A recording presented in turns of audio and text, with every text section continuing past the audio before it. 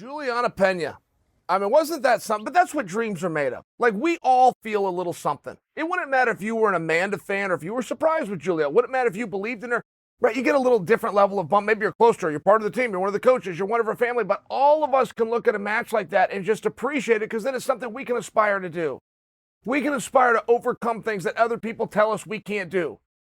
We can aspire to work hard and believe in ourselves and go out there and try when the time is right to get something done that seems like a mountain too big to climb. Look, there is ways that a goldfish can eat a shark, a whole bunch of little bites.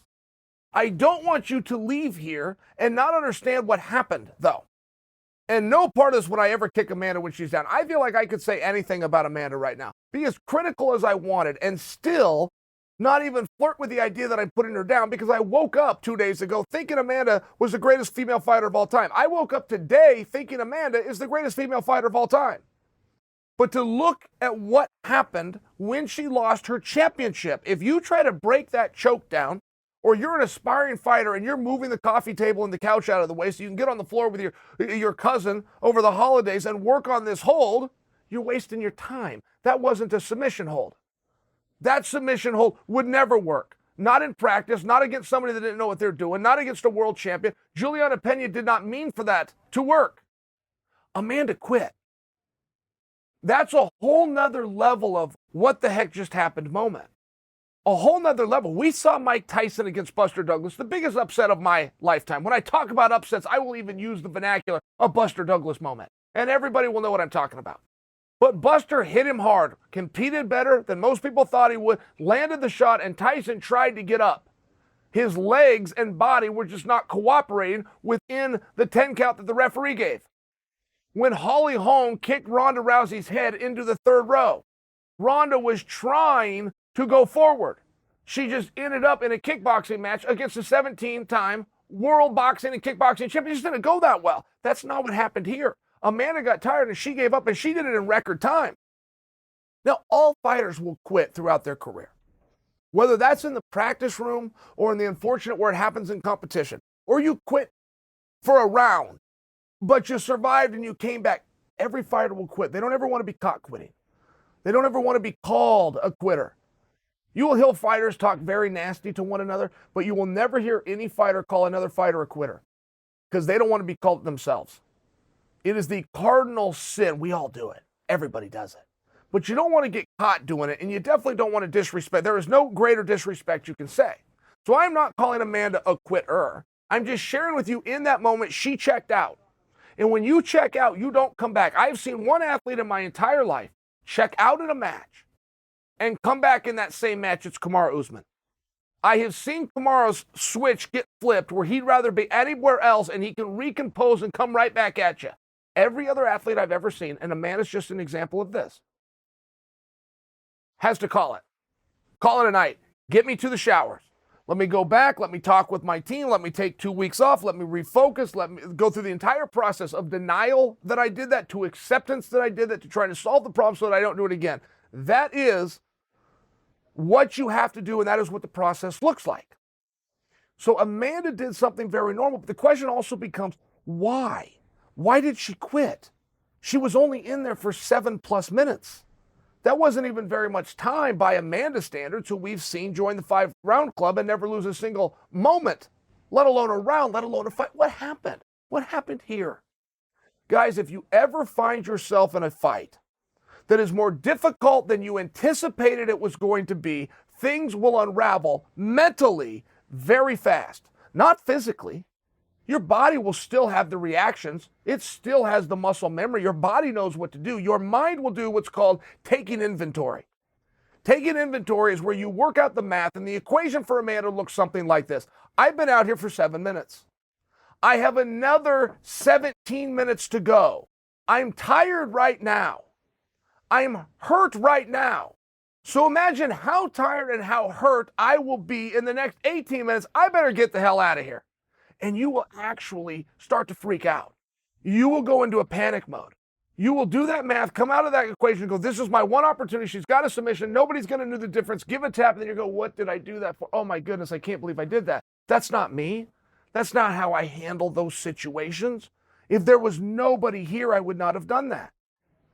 But because the atmosphere has people everywhere and the lights get a little bit too bright, we react differently to fight or flight. It doesn't matter who you are. Every human being has it. And we like to make believe over time that we found that one person that does it. Yes, they do. They all have it.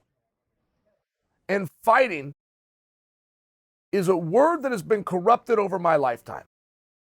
Fighting right now is about who's got the best jab and the best cross, the best double leg and the best triangle choke. That gets called fighting. Fighting when I grew up, the way my father explained it to me, was about who goes forward when they'd rather go back, who stands up when they'd rather sit down. And the same problem was found with Ronda Rousey. She was good at aggression. That's what the jabs and the crosses and the triangles and the double legs are. They're aggression. As soon as somebody starts throwing them back at you, how you respond, it decides whether or not you're a fighter. And you can be a fighter that only understands aggression, like Amanda showed last night, who found herself in a fight harder than she thought it would be because she took a couple of punches and one takedown. You can do that based on what happened to you over the last 2 and 3 years. And Amanda didn't run into one person that ever got in the ring they thought was going to beat her. Amanda didn't get to with one person that ever got her heart rate up to the point that she was worried about fatigue and can I continue on. She didn't get there with one person that ever got to her with a level of power, or Amanda got to them and that person took the shot. That's another thing that made her unfold so quickly. She hit Juliana, not only put her down twice, but Juliana got back up. And Amanda knows when she's working out that mathematical formula I talked to you about a minute ago, she knows I've already hit her as hard as I can. She's still here. So what in the hell is the point of hitting her as hard as I can? Apparently it doesn't do anything. In your mind, it's just a trick. Your mind plays this trick on you. And outside of Kamaru Usman, nobody can go through that and then reset it right there in live action. I love Kamaru Usman as a fighter. I respect his skills. I respect him much more as a competitor because he can do that. And I've just never seen it done. Been in sports my entire life. I've just never even seen that happen where somebody can come back. So that's all that happened with Amanda. What do you do now? What do you do now? What do you do if you're Juliana Pena now? Juliana Pena had one plan. Close the distance, get my hands on her, take her to the canvas, she'll never get back up. Juliana took her 7 minutes, but she closed the distance, got her hands on her, took her down, and she never got back up. What do? Juliana wants the rematch. I spoke to Juliana this morning. Juliana wants the rematch. I talked to her coach specifically, and he and I came to the same conclusion, which is the same match doing the same thing, just with a lot more attention on it, which means money. So generally, if the champion wants it, the promoter's going to look back and go, well, of course I would give Amanda that again. I would show her that respect. I haven't heard Amanda call for it. Now, I'm a little premature, and no part of this is to judge Amanda. But Amanda has not been put in this spot before. I have. The reason I'm so accurate with it, and I know what I'm looking at. I've been there. And Amanda will get there as well. It might take her a few days. And she is going to be infuriated. She was a wonderful sport. She handled it with true class like a real lady. I was very impressed with it. But the bottom line was she found herself in a fight. She has not been in a fight in years. She has not been in a fight since she took on the bullet. Everyone else has got in there and conceded ahead of time to the perception. They've conceded to the resume, to the titles and to the championship. They've conceded to the record and to the headlines. They didn't go fight her, the person in front of them that has no more tools than you do. You got 2 arms, I got 2 arms. You got a couple legs, I got a couple legs. You don't have a stick, I don't have a stick. And that's really all that Juliana did. There was chaos out there. Juliana got hurt. She pushed through it. She came back. She got her hands on her. She threw her down, right? I mean, it's one of these things where you can break down the X's and O's and the physicality, all that you want. Juliana mentally was prepared for war, knew what she was getting into, a long, drawn-out evening. Amanda didn't.